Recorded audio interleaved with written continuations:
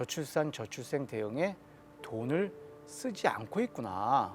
최근에 이제 한 해에 직접 지원 저출산 예산이 뭐 40조다, 41조다. 그러면은 간접 지원 예산이 뭐 한 20몇 조가 되고 직접 지원 예산이 절반이 안 되는 이 정도 쓰고 있다 보니까 우리나라가 출산율이 어떻게 보면 또 낮은 거예요.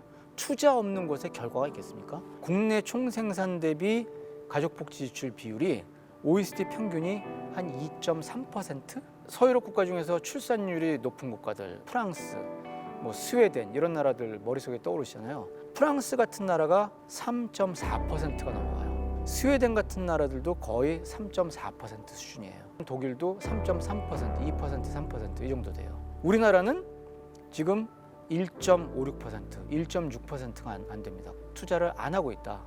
돈을 쏟아 부어 본 적이 없다. 우리나라는.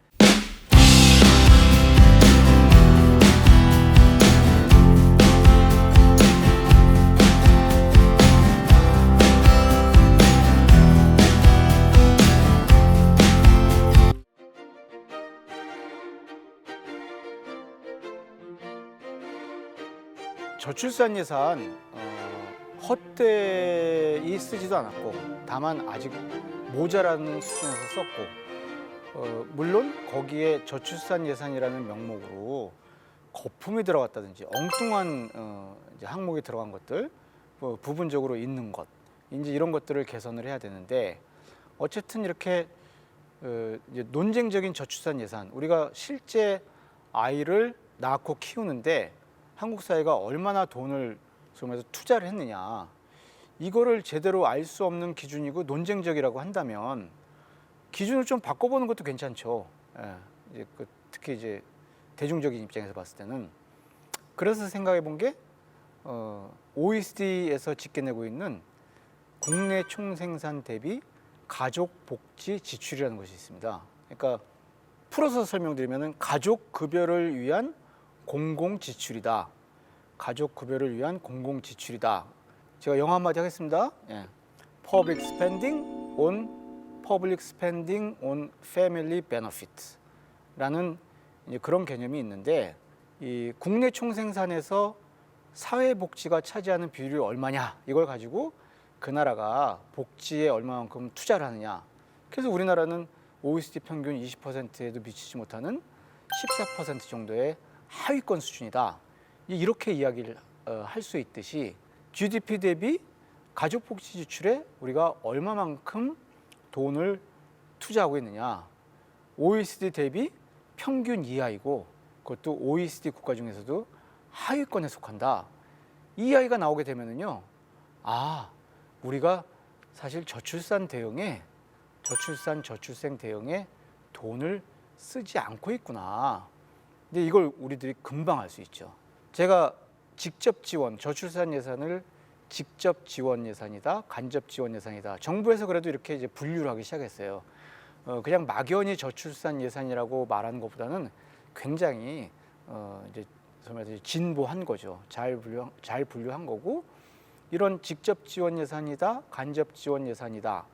이제 이런 개념이 있으니까 우리 국민들 입장에서 봤을 때는 정부에서 제대로 돈을 편성을 했구나, 예산을 편성했구나, 내지는 얼마만큼 쓰고 있구나, 저출산 대응에 이제 알 수 있는 거예요. 그런데 우리나라 개념으로 이제 저출산 이제 예산을 따지게 되면은요, 그러니까 저출산 예산 이퀄 직접 지원 예산 더하기 간접 지원 예산 이렇게 봤을 때 이 직접 지원 예산에는 또 무엇이 들어가느냐? 일단 이제 현금이 있습니다. 현금. 아까 말씀드린 아동 수당이다, 뭐 아동 양육 수당이다, 이렇게 들어가는 어떤 현금이 있죠. 부모의 계좌에 그냥 돈으로 딱 들어가는 거예요. 돈으로 그런 현금이 있을 수가 있고 서비스라는 것이 있습니다. 서비스. 이게 이제 보육료 지원해 주는 거죠. 부모한테 보육료 지원을 30만 원 한다 그러면요, 부모 계좌에 현금 30만 원이 꽂히는 게 아니라요. 현금 30만 원이 꽂히면은 현금이라는 의미는 그 카드를 가지고 30만 원 꽂혔으면 그거 가지고 편의점 가서 뭐 이것저것 살 수 있어야 되는 거 아니겠습니까? 근데 그렇게 못 하는 거죠. 그래서 우리가 그걸 사회 서비스 바우처다 이런 이야기를 하는데 이제 이거는 물건으로 가는 것이 아니지만은 이 서비스를 이용할 수 있도록 보육 서비스를 이용할 수 있도록 유치원 등록금을 유치원 서비스를 이용할 수 있도록 유치원 교육을 이용할 수 있도록 이제 주는 예산이다. 그래서 이걸 서비스 예산으로 포함을 시켜요. 그 다음에 아이가 이제 아팠을 때 병원에 가게 되면 이제 건강보험 이제 지원을 받지 않습니까? 그래서 의료비. 그래서 우리나라에서 저출산 예산이라고 할 때는요, 이런 현금, 그 다음에 서비스, 그리고 이제 의료비까지 합쳐가지고 직접 지원 예산으로 하고 있습니다. 그 다음에 간접 지원 예산이 이제 주거 지원이라든지 고용 지원이라든지 뭐 그다음에 교육 지원 이런 것들이 이제 간접 지원 예산으로 하고 있죠. 그래서 한 해에 최근에 이제 한 해에 직접 지원 저출산 예산이 뭐 40조다, 41조다 그러면은 이 간접 지원 예산이 뭐 한 20몇 조가 되고 직접 지원 예산이 절반이 안 되는 이제 이런 상황인데요. 그런데 OECD에서는 그럼 어떻게 하고 있느냐? OECD에서는 굉장히 엄격하게 이제 가족복지 지출 비율을 개념을 정하고 있습니다. 가족이라고 한다면은 이제 일단 개념이 미성년자를 돌보는 어른과 미성년자. 그래서 이제 돌봄을 받는 미성년자와 돌봐주는 이제 그 어른, 성인 이 두 세대가 모인 생활 공동체. 이제 이게 가족이라고 봅니다. 그러니까 혼인 신고를 했든 안 했든 이건 이제 가족이라고 보고 가족복지 지출이라고 하는 것은요. 그래서 부모가 아이를 키울 때 이제 직접 부모가 아이를 키우는 이 과정에 직접 지원해 주는 것이 가족복지 지출 예산이에요. 그러니까 예를 들면 우리 생각에는 우리 집에 그 노모도 계시고 뭐 할아버지도 계시고 할머니도 계시고 그러면 이제 할아버지 할머니가 받는 뭐 연금 지원 이런 것도 가족복지 지출에 들어갈 것 같은데 안 들어갑니다. 오로지 아이를 키우고 이제 아이를 돌보고 양육하는 데 들어가는 비용을 부모에게 직접 지원하는 거, 직접 주는 거. 그러니까 보육료 지원도 부모한테 직접 가는 거잖아요. 그 현금처럼 쓸 수는 없게 돼 있지만 그래서 아동수당 같은 이제 부모가 아이를 키우는데 들어가는 비용을 직접 현금으로 보전해 주는 거, 그 다음에 이런 보육료 지원 같은 경우. 그래서요, OECD 개념에서는 의료비도 안 들어갑니다. 의료비 왜 안 들어가는 거 아니요? 이거는 건강보험, 의료보험에서 하는 보편적 의료보장 예산이라고 볼 수 있잖아요. 그래서 OECD에서 가족복지 지출 이야기할 때는요, 현금하고 서비스만 이야기합니다. 그러니까 우리나라 그나마 이제 개념을 정교화시켜서 예산 이야기니까 조금 어려우실까요? 예. 그래도 좀 집중해서 들으시면, 네, 우리나라에서는 직접 지원 저출산 예산에서 직접 지원 예산을 현금, 그다음에 서비스, 그다음에 이제 의료비, 보육료 지원 같은 서비스와 그다음에 이제 의료비 이렇게 세 개를 이제 직접 지원 예산으로 친다고 한다면은 OECD에서는요 아예 의료비 같은 경우에는 이건 보편적 사회보장 예산이지 이제 가족복지 지출 예산이 아니다. 아이를 직접 낳고 키우는데 부모에게 직접 지원해주는 예산이 아니다. 이렇게 제외시켜 버려요. 그러니까 OECD에서는 오로지 아이를 낳고 키우는데 지원하는 현금과 그다음에 이제 보육료 지원, 이런 서비스 지원, 아이 돌봄 서비스 지원, 요 딱 두 개만 가지고 이제 가족복지 지출 비율을 잡습니다. 거기에 더해서 그러니까 OECD에서는 주거, 뭐 교육, 고용 지원 이런 것들은 예산으로 안 치죠. 근데 OECD에서 또 하나 치는 게 이제 조세 혜택, 세제 지원. 아이들이 있으면은 이제 부양 자녀 소득 공제 같은 거 받으시죠? 이제 그런 것들이 OECD에서는 이제 아이를 돌보는데 지원하는 예산이다. 이렇게 이제 이제 가족복지 지출에 들어가요. 그래서 OECD 기준으로 봤을 때 이제 가족복지 지출은 결국은 아동을 돌보는데 부모에게 직접 주는 돌봐라. 그리고 이제 부모에게 직접 주는 현금. 그 다음에 그런 돌봄 서비스, 보육료 지원 같은 돌봄 서비스 지원. 그 다음에 조세 혜택, 부양자녀 소득공제 같은 조세 혜택. 이제 이렇게 세 가지가 들어가죠.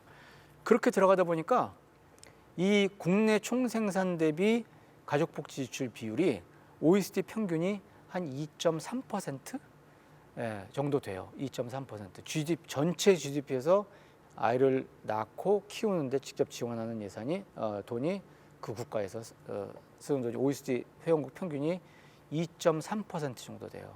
여러분 서유럽 국가 중에서 출산율이 높은 국가들, 뭐 모범적인 출산율에서 모범적인 국가들 이야기하면 어느 나라가 떠오르십니까? 많이 들으셨죠? 예, 프랑스, 뭐 스웨덴 이런 나라들 머릿속에 떠오르시잖아요.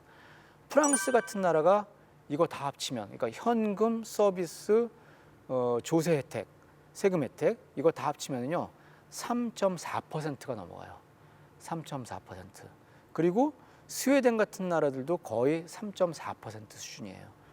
거기서 조금 처진다고 하는 독일도 3.3%, 2%, 3%이 정도 돼요.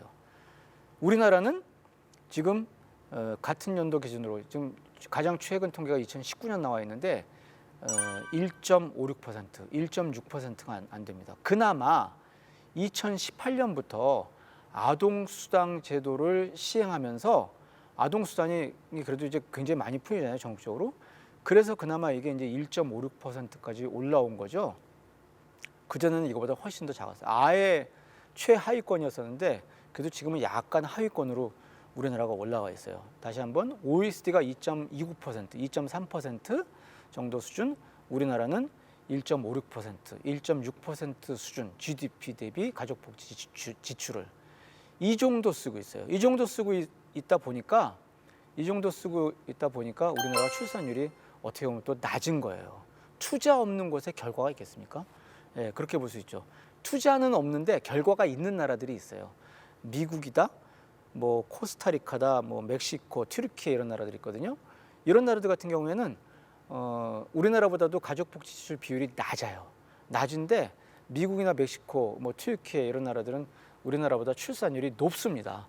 뭐 이런 예외적인 경우도 있죠. 근데 이제 우리가 이럴 경우에는 보통 이 나라의 어떤 이주 배경 인구, 이주민 유입이라든지 아니면 이제 종교, 이슬람이라든지 종교 이제 이런 이유들을 찾고 있죠. 그래서 어쨌든 이제 이런 예외적인 경우를 제외하고 일반적인 어떤 흐름을 보자고 한다면 우리가 투자를 안 하고 있다. 돈을 쏟아 부어 본 적이 없다. 우리나라는 진짜 한번 쏟아 부어 보자. 근데 쏟아 붓는 기준을 어떻게 잡을 것이냐? 기존의 저출산 예산으로는 개념도 뭐 직접 지원, 간접 지원 좀 헷갈리고 국민들이 계속 이거 엉뚱한 거 들어간 거 아니야? 이해도 잘 안 되고 그래서 차라리 이해가 확 되는 어쨌든 계속 통계 집계에서 이제 최신 통계를 발표를 하고 있으니까 시차는 나지만 그래서 OECD에서 사용하고 있는 국내 총생산 대비 가족복지 지출 비율로서 비율을 사용해서 우리가 얼마만큼 지금까지 저출산 대응에 돈을 안 쓰고 있었는지 먼저 확인을 하고 두 번째는 이걸 기준으로 해서 최소한 1차적으로는 OECD 평균 2.34%까지 올라가고 그리고 더 나아가서 프랑스나 스웨덴 같은 나라들 3% 이상 가는 이런 쪽으로 1단계, 2단계 목표를 잡고 저출산 대응을 한번 해보자. 진짜 한번 돈을 쏟아부어 보자. 뭐 이제 이렇게 이야기할 수 있을 것 같습니다.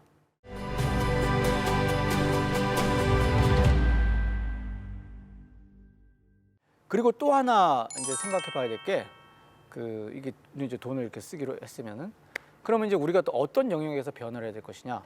제가 사회적 돌봄 체계라고 말씀을 드렸죠. 사회적 돌봄 체계라는 게 결국 간단하게 말하면 아이 태어나서 부모가 일하러 나가는 사이에 그 아이가 스스로 생활할 수 없는 어린 시절에 결국은 부모가 일하러 나가는데 누가 돌봐줄 사람이 없으니까 사회가 대신 돌봐주는 거죠. 그게 벌써 뭐 사회적 돌봄 체계라니까 용어가 어려울 것 같지만 벌써 금방 머릿속에 떠오르시죠.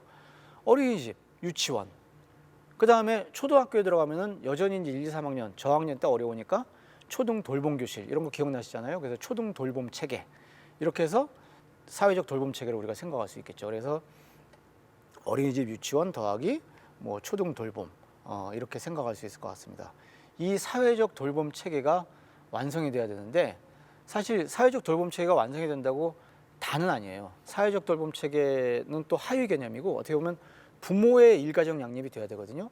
이 부모의 일가정 양립이 되려면은 하나는 부모가 일하러 나갔을 때 아이를 맡길 곳, 그 다음에 또 아이 입장에서는 행복하고 즐겁게 시간을 보낼 수 있는 곳, 사회적 돌봄 체계가 하나가 완성이 돼야 되고요.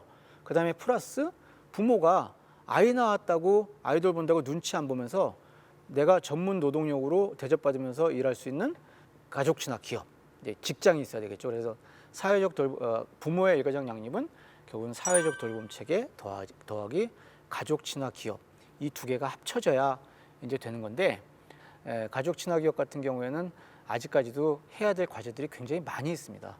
육아휴직 하나만 가지고 되는 게 아니거든요, 가족 친화 기업이. 그래서 굉장히 갈 길이 먼데, 그래도 우리나라가 지금 부모의 일가정 양립을 가능케 하는 두 가지 중요한 축으로서 사회적 돌봄 체계와 가족 친화 기업 중에서 사회적 돌봄 체계는 그래도 어느 정도 완성을 한 상태예요.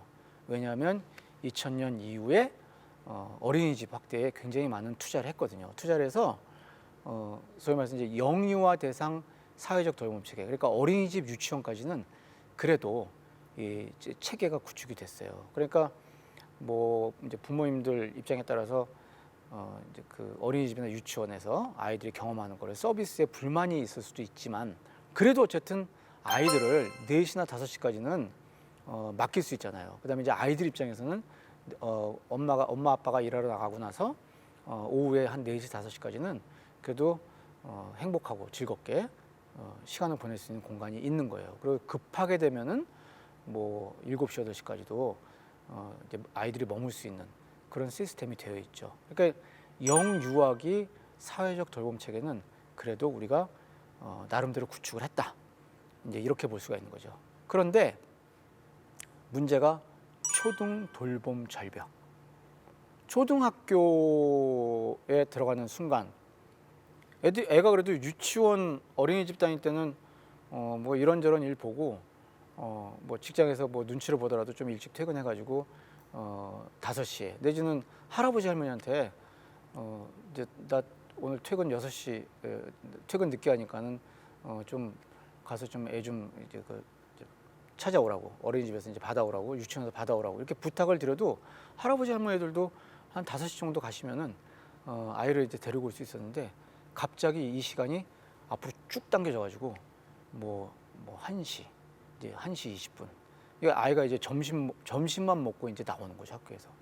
그러니까는 상당수 엄마들이 결국은 아이 낳고 나서 그래도 어떻게 견뎠던 엄마들이 아이가 초등학교 들어가면서 경력 단절하는 이제 이런 현상들이 굉장히 많이 생기죠.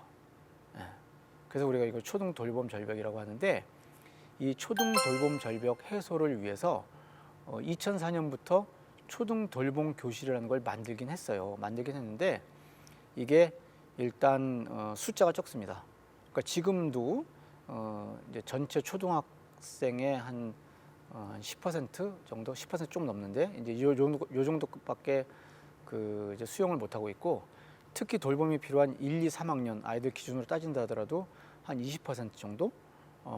그래서 이제 돌봄 대기가 많아요. 최근에 이제 돌봄 대기를 많이 해소를 시켰는데, 사실 이제 부모들이 이게 또 들어가는 어떤 순위가 있잖아요. 뭐 저소득 한부모 가정이라든지 다문화 가정, 그다음에 맞벌이 가정, 이렇게 한정을 시켜 놓다 보니까는 자리 얻기도 힘들고, 그리고 맞벌이 가정 이 자격이 돼도 어차피 안 되겠지 해서 이제 지원 안 하는 경우도 있고, 초등 돌봄 교실에 우리 애가 가가지고 좀 만족할 수 있을까, 행복할 수 있을까 싶어가지고 또 아예 이제 지원 자체를 포기하는 경우도 있고, 여러 가지 경우가 있어요. 그러다 보니까 이제 초등 돌봄 교실 뭐 수용률이 뭐 한 20%가 된다 하더라도 사실 이제 원하는 부모들이 그보다 더 많을 수가 있는 거죠.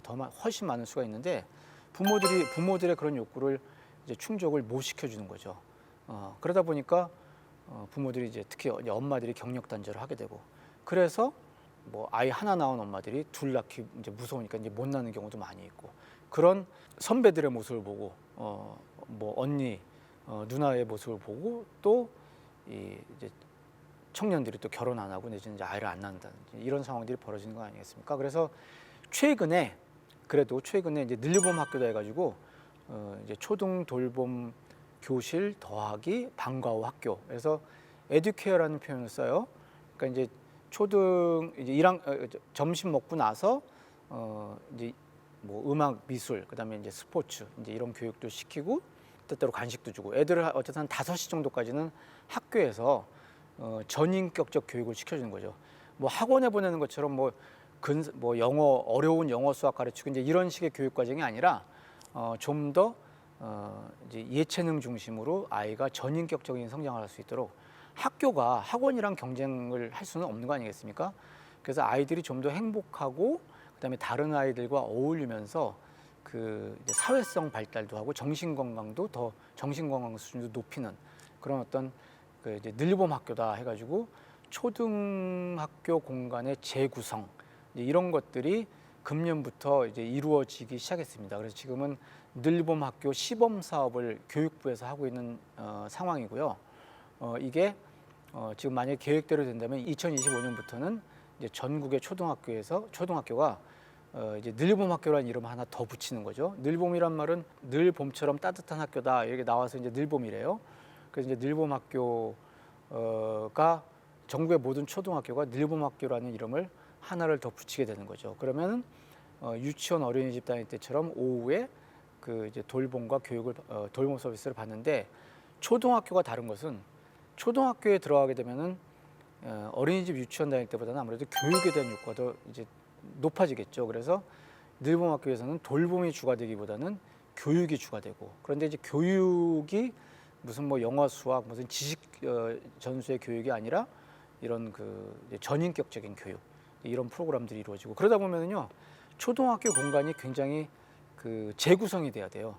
그 이제 기존의 교실 말고 그렇게 늘봄 학교 프로그램을 할 수 있는 그런 공간들이 많아져야 되고 아이들이 이제 학원 안 가고 이동 안 하고 이제 학교에 계속 오래 머물다 보면은 육체적으로 정신적으로 피곤할 수 있잖아요. 그래서 아이들의 정신적, 육체적, 심리적 건강을 지켜줄 수 있는 그런 식으로 공간 구조가 이제 재구조화 되기도 하고 이제 여러 가지 그런 그 이제 초등학교에 대한 많은 투자가 있어야 되겠죠. 그리고 어떤 지역은 처음 이렇게 1학년 들어온 애들이 초등학교별로 이렇게 굉장히 정원이 이제 불균형인 경우가 많잖아요.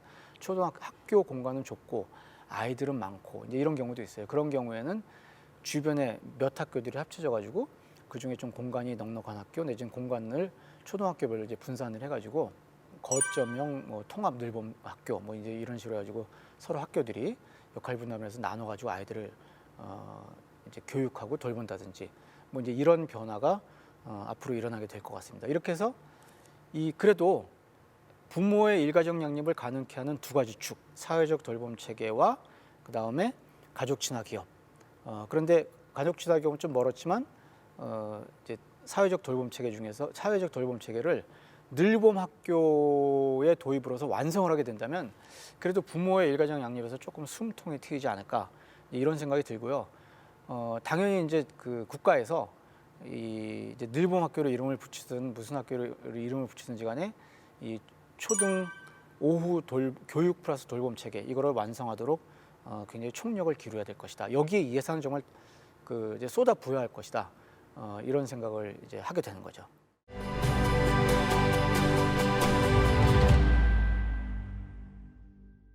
그 다음에 또 하나 이게 우리가 생각해봐야 될 게 돌봄 시간 빈곤이라는 표현인데 시간 빈곤이라는 개념 여러분 들어보셨죠? 시간 빈곤. 돈은 많이 벌어도요 그 돈을 쓸 시간이 없다 이러신 분들도 계세요. 뭐 그러신 분도 계시지만 어쨌든 우리가 너무 장시간 노동을 하다 보니까 항상 시간이 부족해서 쫓기고 이제 이런 경우가 많아요. 그런데 그래서 이거 일반적으로 시간 빈곤이라는 이야기를 하는데 우리 부모들 입장에서 보면요 돌봄 시간 빈곤이 있어요. 돌봄 시간 빈곤. 그러니까 직장에서 이제 오랜 시간 일을 해야 되니까 끝나고 이제 집에 왔을 경우에 아이랑 함께 시간을 보낼 수 있는 시간이 적은 거죠. 서유럽 같은 경우에는 3시, 4시 정도면 퇴근을 해서 노동시간이 짧으니까 퇴근을 해서 아이하고 초저녁부터 저녁 시간을 쭉 보낼 수가 있는데 우리는 부모가 이제 그렇게 아이와 시간을 보낼 수 있는 이제 그런 여건이 안 되는 거죠, 사실. 뭐 아니면 엄마가 먼저 와가지고 아니면 경력 단절해서 아이와 시간을 보내고 아빠는 나중에 와가지고 저녁 때 1-2시간 시간을 보내는 이제 이런 상황이잖아요. 제가 이렇게 말씀드리면은 육아휴직 할 수 있잖아? 육아휴직 할 수 있는 건 맞는데요. 육아휴직 기간이 이제 1년입니다. 1년인데 이제 사실 서유럽 국가의 어떤 그 트렌드라고 한다면은 육아휴직은 가능하면 짧게, 그 다음에 육아기 근로시간 단축은 길게. 이게 서유럽 국가의 어떤 흐름이라고 볼 수가 있는데요. 왜 그런 거 하니? 육아휴직은 우리나라는 이제 육아휴직도 많이 못 하고 있지만 육아휴직을 할 경우에 육아휴직이 길어지면 길어질수록 경력 단절의 위험도 커집니다. 그래서 가능하면 육아휴직은 짧게 하고, 우리나라는 뭐 엄마나 아빠나 1년씩 쓸 수 있죠. 그래서 이제 육아휴직도 확대가 돼서 모든 엄마 아빠들이 이제 1년씩 쓰는 이제 이런 육아휴직도 해야 될 것 같고요. 보편화가 돼야 될 것 같고. 근데 여기에 더해서 그 육아기 근로시간 단축, 이제 이게 좀 확대가 돼야 되겠죠. 그래서 예를 들면은 이제 뭐 애가 초등학교 한 2학년 될 때까지는 그 직장에서 합의만 본다면 이제 엄마 아빠 같은 경우에는 그 육아기 근로시간 단축 내지는 그 시간제 근무를 할 수 있도록, 그래서 뭐 주 40시간 근무했으면 주 30시간만 근무한다든지, 그래서 엄마 아빠가 번갈아 가면서 아이를 그래도 한 4시 5시에는 이제 데리러 갈 수 있는 이제 이런 육아기 근로시간 이제 단축 지원 제도가 확대가 돼야 되겠죠. 이거 있습니다, 우리나라에 있는데 이게 이제 그 부모에게 각각 이제 1년씩밖에 안 주어져 있는 거예요. 근데 애는 태어나면은 8살까지 8년이라는 시간이 필요하잖아요. 뭐 8살까지만 따지더라도 지가 이제 혼자 다닐 수 있는. 그래서 이거를 정부에서 얼마 전에 이제 36개월로 늘리겠다. 이제 이렇게 이야기를 했는데 3년으로 늘리겠다 이랬는데요. 일단 이 방향으로 이제 가야 될 것 같고, 처음에 갑자기 다 모든 걸 할 수는 없을 테니까. 그런데 여기에서 더해서 아이들이, 우리가 육아휴직 기간을 이제 만 8세까지 쓸 수 있거든요. 그래서 이제 8세를 기준으로 했을 때 육아휴직 기간하고 똑같이 육아기 근로시간 단축도 아이가 만 8세가 될 때까지는 엄마 아빠가 이제 직장에서 합의만 보면은 그 이제 무한정으로 쓸 수 있도록, 그러니까 8세 범위 내에서 이제 이런 식으로 육아기 근로시간 이제 단축 제도가 시행이 돼서 엄마 아빠들의, 부모들의 어떤 돌봄 시간 빈곤 이라는 것들이 해소가 되면, 그러면 조금 더 우리가 아이 울음소리를 더 크게 들을 수 있지 않을까, 뭐 이제 이런 식으로 한번 생각해 볼 수 있을 것 같습니다. 네, 여기까지 3번째 강의를 마치고 이제 4번째 강의에서 또 다른 대책들을 가지고 여러분들을 만나 뵙도록 하겠습니다. 예, 감사합니다.